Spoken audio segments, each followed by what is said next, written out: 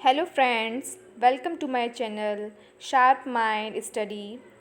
आज मैं आपको पार्ट्स ऑफ स्पीच का सबसे पहला ही टॉपिक नाउन के बारे में बताने जा रही हूँ। सबसे पहले नाउन की डेफिनेशन बताते हुए व्हाट आर नाउन्स।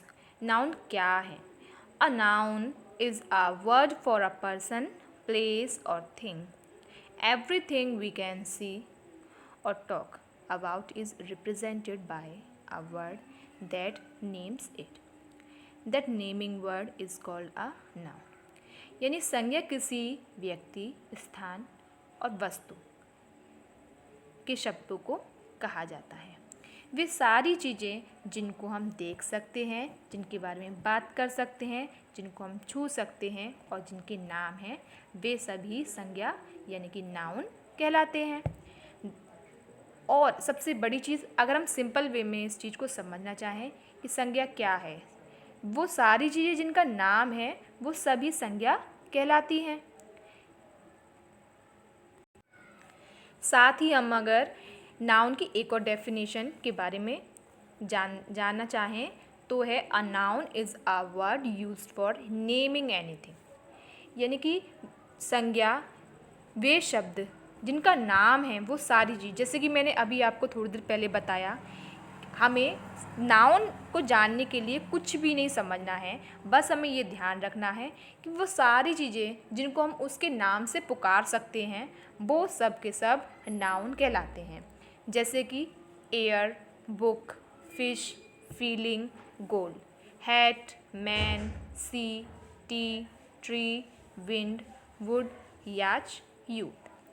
इसी के साथ the noun principally plays these roles. यानी कि संज्ञा और कौन से रोल निभाती है वो हम आगे देखते हैं। The role of subject, the role of object, the role of object of a preposition, the role of noun in apposition, the role of complement.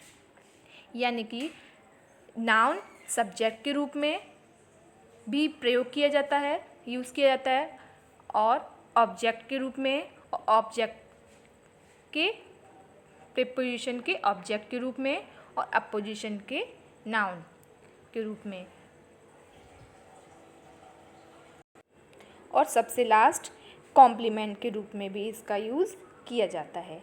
इसी के साथ हम काइंड्स ऑफ नाउन यानी कि संज्ञा के भेदों के बारे में जानते हैं। सबसे पहला है the proper noun. Proper noun, a proper noun is a name for one particular person, place, thing or event as distinct from every other। देखिए, प्रॉपर नाउन एक ऐसी संज्ञा है जो पर्टिकुलर विशेष तरह के व्यक्ति, स्थान और चीज़ों के लिए, जगह के लिए प्रयोग किया जाता है। विशेष, प्रॉपर का नाम ही विशेष है, जो स्पेशल चीज़ों के लिए हम जिसका यूज़ करते हैं, चाहे वो किसी का नाम हो, कोई जगह हो, कोई वस्तु हो।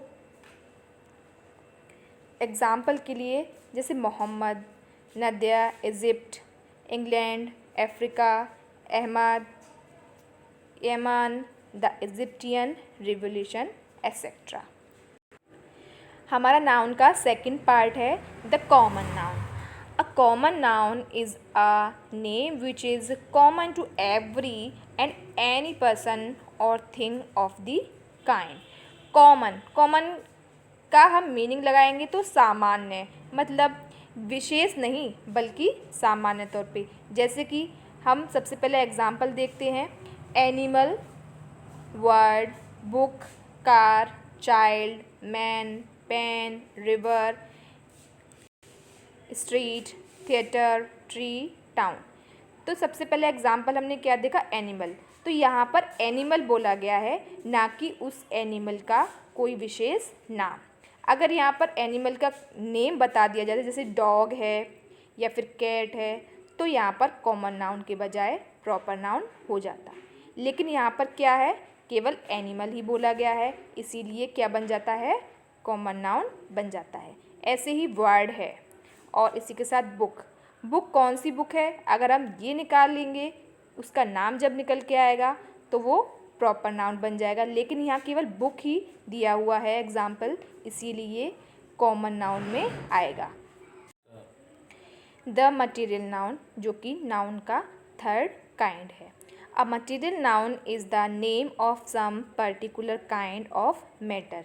देखिए, इसके नाम से ही पता चलता है मटेरियल यानी कि किसी धातु, किसी वस्तु के विषय के बारे में ये इशारा करता है। इसका एग्जाम्पल जैसे कॉपर है, fish, gold, iron, milk, salt, water, यानी कि धात्विक अधात्विक दोनों तरह की चीज़ें इसमें आते हैं। इसको पदार्थवाचक के नाम से जाना। नाउन का fourth part, the collective noun. A collective noun is the name of a group of persons or things taken as one complete undivided whole. Collective का मीनिंग ही समूह, यानी कि किसी चीज़ को हम इकट्ठा करके जब प्रेजेंट करते हैं तो कलेक्टिव नाउन बनता है। जैसे कि किसी का समूह है लोगों का, किसी वस्तु का समूह है, army, audience, crew, group, heard, people, police, team, etcetera. यानी कि ये जितने भी एग्जाम्पल हमें दिखाई दे रहे हैं ये सभी एक से अधिक हैं, इसीलिए वो समूह में आते हैं। जैसे आर्मी है तो आर्मी सेना, ऑडियंस है दर्शक, अधिक से अधिक लोग। The abstract noun. An abstract noun doesn't denote objects of sense as it is the case with the first four kinds, which are all concrete. Abstract का मीनिंग है भाव। जो संज्ञा भावों को व्यक्त करता है, सेंस को रिप्रेजेंट करता है, वो क्या कहलाता है, भाववाचक संज्ञा कहलाता है। जिनको हम महसूस कर सकते हैं, जिनको हम टच नहीं कर सकते हैं, केवल उसको फील किया जा सकता है, वे भाववाचक संज्ञा यानी कि एब्स्ट्रैक्ट नाउन कहलाते हैं। जैसे action, attention, beauty, courage, death, fear, grief, happiness, life, love, sweetness. Action,